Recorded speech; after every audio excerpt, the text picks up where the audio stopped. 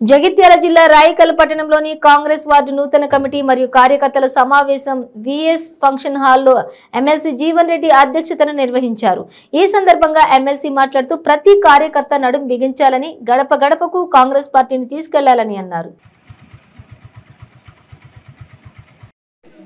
కాంగ్రెస్ కార్యకర్తల సమావేశానికి అధ్యక్షత వహిస్తున్నటువంటి మిత్రులు, స్థానిక మున్సిపల్ కార్పొరేటర్ గారు, రాయికల్ పట్టణ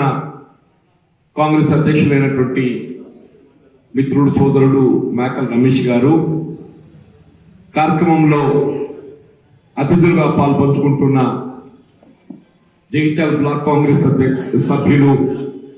మిత్రుడు బోర్తి రాజిరెడ్డి గారు, రాయికల్ మండల కాంగ్రెస్ అధ్యక్షులైనటువంటి మిత్రులు రవీంద్రరావు గారు, రాయికల్ పట్టణ సీనియర్ కాంగ్రెస్ నాయకులైనటువంటి గన్నవరం ప్రభాకర్ గారు, మిత్రులు బాపురం నర్సన్న గారు, అల్లీపూర్ గ్రామ సర్పంచ్ గారైనటువంటి మిత్రులు గంగారెడ్డి గారు, ముఖ్యంగా మన రాయికల్ పట్టణానికి చెందినటువంటి వివిధ వార్డుల నుండి